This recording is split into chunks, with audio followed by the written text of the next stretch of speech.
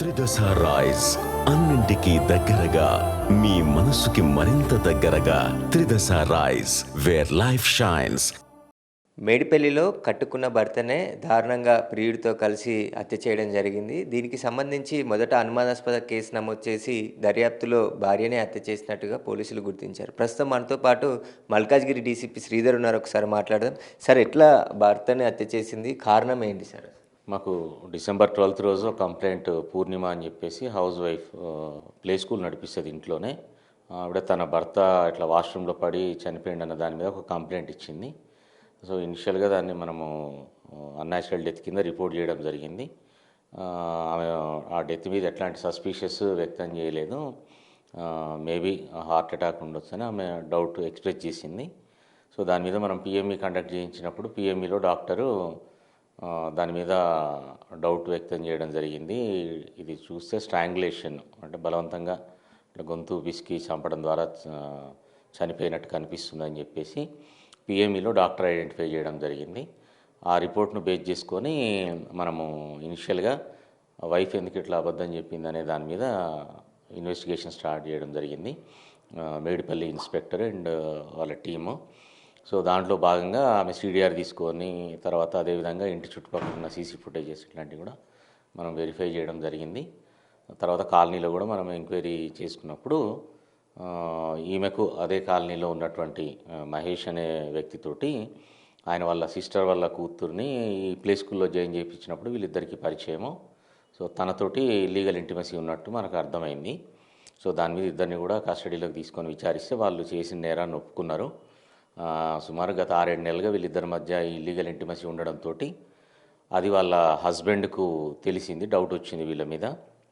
దాని మీద అతడు తరచుగా ప్రశ్నిస్తుండడంతో తనను తప్పించే ఆలోచనతో వీళ్ళిద్దరు కూడా ఈ మర్డర్కు ప్లాన్ చేసి 11వ తారీఖు సాయంత్రం అతను ఆఫీస్ నుంచి వచ్చేసరికే ఈ పూర్ణిమ ఎవరైతే మహేష్ ఉన్నాడో అతని ఇంటికి పిలిపియడము, ఇంట్లోనే అతను ఉండి ఈ డిసీజ్డ్ ఎవరైతే ఉన్నారో రాజేష్ రాగానే తనని గట్టిగా పట్టుకొని గొంతు పిసికి చంపడం జరిగింది.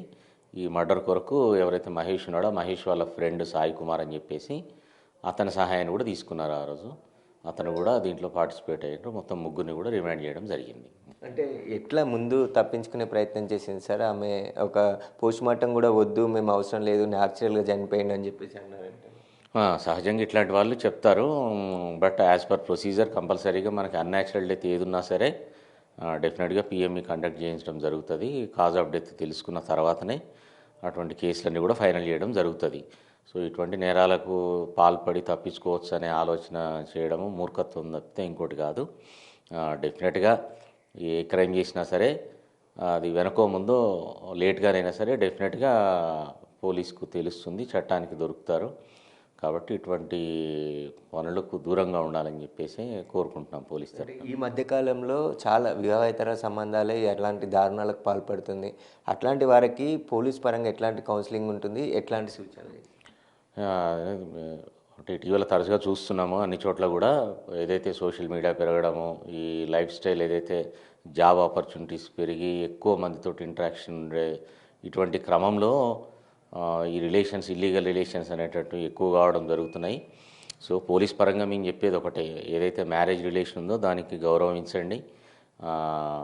ఆ నమ్మకాన్ని భార్యాభర్తల మధ్యలో ఏదైతే నమ్మకం ఉంటుందో దాన్ని కాపాడుకుంటూ లైఫ్ని గడపండి.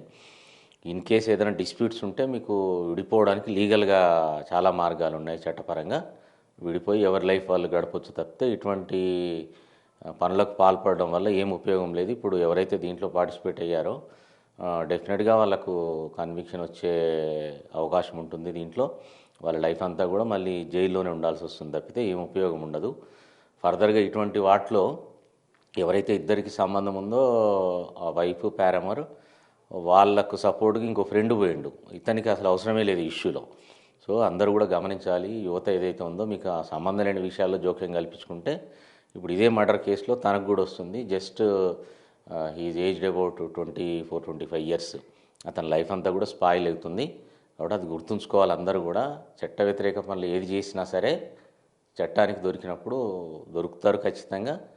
మీ లైఫ్ అంతా కూడా స్పాయిల్ అవుతుంది.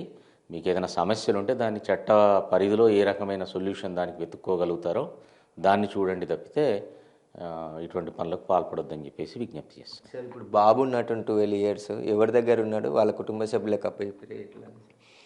ఇప్పుడు ప్రస్తుతానికైతే వాళ్ళ రిసీజ్డ్ వాళ్ళ రిలేటివ్ ఫ్యామిలీ మెంబర్స్ ఉన్నారు, వాళ్ళకే అప్పగించాము. ఇది ఫర్దర్గా అది వాళ్ళ ఫ్యామిలీ మ్యాటరు, దాన్ని వాళ్ళ పెద్ద మనుషులు ఎట్లా కూర్చొని చేసుకుంటారు, వాళ్ళ పరంగా దాన్ని మేము సపోర్ట్ చేస్తాము. లీగల్గా మా పరిధిలో ఉన్నంత వరకు కేసుకు సంబంధించిన ఇష్యూనే మాది.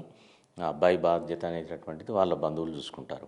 సార్ ఇది ఫస్ట్ అటెంప్, అంతకుముందు కూడా ప్రయత్నించిరా సార్ ఈ మహేష్ని, అశోక్ని ఎట్లా అయినా చంపాలని? ఇనిషియల్గా మా ఇన్వెస్టిగేషన్లో అయితే అంతకుముందు ప్రయత్నాల గురించి ఏం తెలియలేదు. మళ్ళీ పోలీస్ కస్టడీకి తీసుకున్నప్పుడు వాళ్ళని విచారిస్తే ఫర్దర్గా ఏమైనా తెలిస్తే చెప్పలేము. యాజ్ ఆఫ్ నో మాత్రం ఇదే ఫస్ట్ అటెంప్ట్. అయితే తన వివాహేతర సంబంధానికి అడ్డొస్తున్నాడని చెప్పేసి ఎలాగైనా భర్తను అడ్డు తొలగించుకోవాలని చెప్పేసి ప్రియుడు మహేష్తో పాటు అతని స్నేహితుడు మరొకరి సహాయం తీసుకొని అశోక్ని దారుణంగా చున్నీలతో హత్య చేసి ఆ తర్వాత న్యాచురల్ డెత్గా క్రియేట్ చేశారని చెప్పేసి కూడా పోలీస్ దర్యాప్తులో గుర్తించారు. ప్రస్తుతం ముగ్గురిని కూడా అరెస్ట్ చేసి రిమాండ్కి తరలించామని చెప్పేసి కూడా మల్కాజ్గిరి డీసీపీ చెప్తున్నారు. కెమెరామెన్ శ్రీకాంత్తో సురేష్, బిగ్ టీవీ, హైదరాబాద్.